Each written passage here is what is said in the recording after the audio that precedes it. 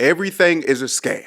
Yes, ladies and gentlemen, you are being scammed all day, every day. And the sad part about it is there's nothing you can do about it. The game is rigged and the rich and powerful want to stay rich and powerful. So they have no problem with taking advantage of the common folk just minding their business, trying to get by. Even if you're a minimalist, you will still struggle. And since men and women hate each other right now, you're most likely on your own. Good luck. And most of us have two choices.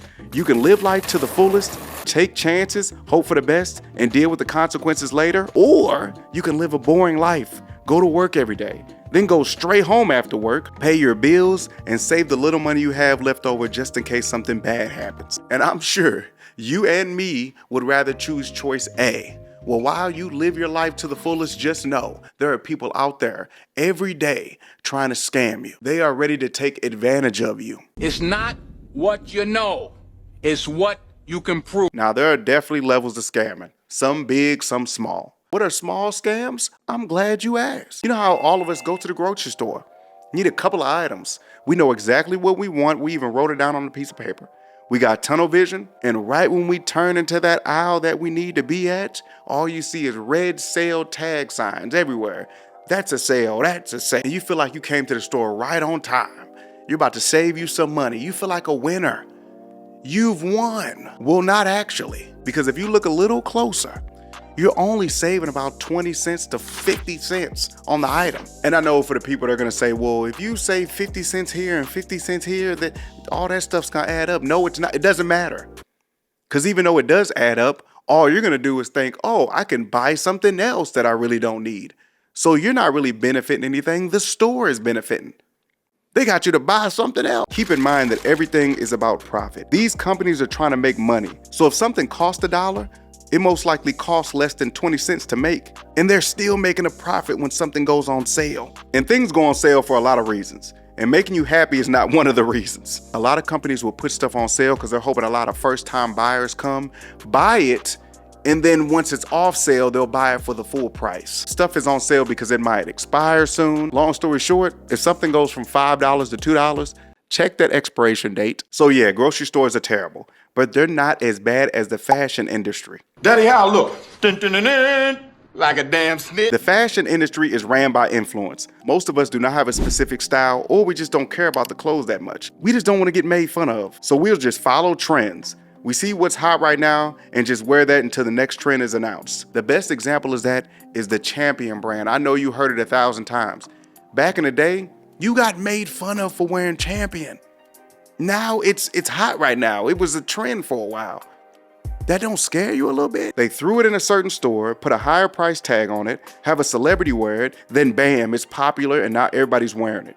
The sad part is, it's still at Walmart. They don't even hide the schemes anymore. Marketing and advertising is everything. I was scrolling on Instagram and I found these two videos and I would love for y'all to see them. This is 100 strangers who have spent over 3 hours lining up just to try some instant ramen. But why? Well, 7 days ago, I created a fake 5-star ramen restaurant and called it Nisei Ramen, or translated from Japanese, fake ramen. We took some photos, set up a completely fake website, and made a TikTok about Nisei that went viral. It went so viral, in fact, that I started only letting in influencers who had over 100,000 followers. How many followers do you have? I have 240K. Everyone else would have to wait outside. Oh, you thought that was bad? It gets worse. Payless Shoes. They held a grand opening of a luxury store with a different name, but the same shoes, and charged hundreds more for those same shoes. Customers paid. Here's ABC's Kana Whitworth. Behold, Palessi. We built a fake luxury store in Los Angeles and filled it with Payless shoes. The guests at our grand opening party had no idea. A $35 shoe going for $645, an 1,800% markup. Store owners sat on their heels as fashion influencers emptied their wallets. I would pay $400, $500. Yeah, people are gonna be like, where'd you get those?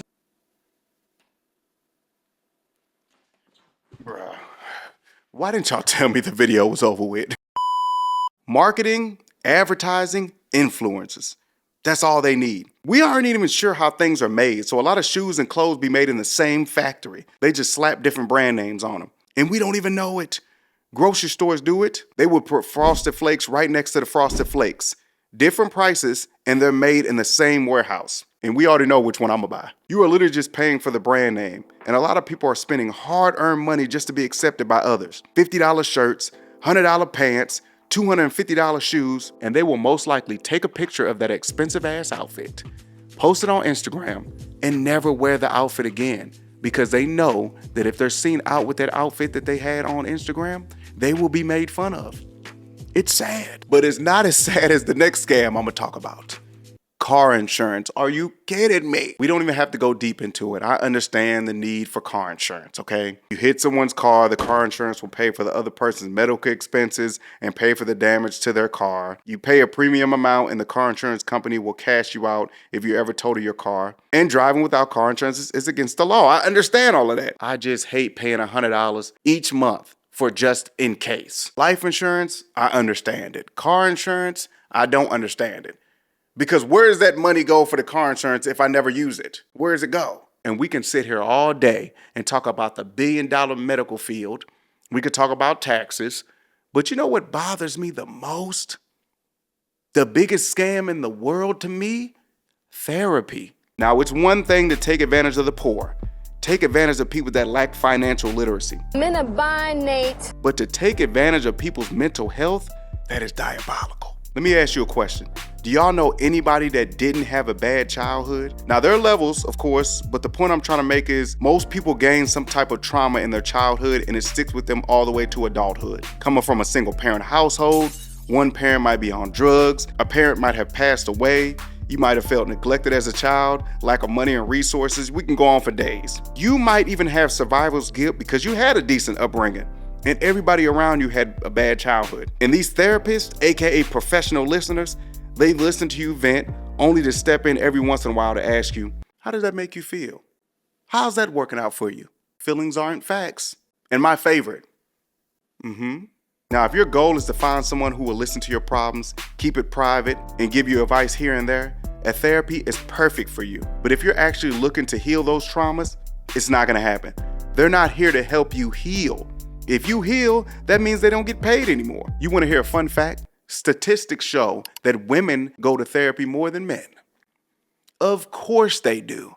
Women are used to being heard and they're used to talking about their feelings with somebody and they're used to people listening and not judging them. Now, men on the other hand, we literally get made fun of for talking about how we feel. We get made fun of if we complain. Now, I don't like complaining, but ain't nothing wrong with complaining. We all got it bad. And think about this, getting to the point in your life where you have to pay somebody to listen to you, that's sad. And then on top of that, if a man finally does decide to sit down with a therapist, it's going to be hard for him to open up because he's closed off throughout his whole life. He didn't say anything. So now you think him sitting down and you telling him to say something, he don't even know how to do it. He's going to say a whole bunch of nothing, a whole bunch of stuff that's not important to the conversation. It's a waste of time. And I wouldn't speak on therapy if I didn't have personal experience. I tried therapy. I did solo sessions and I did couples therapy.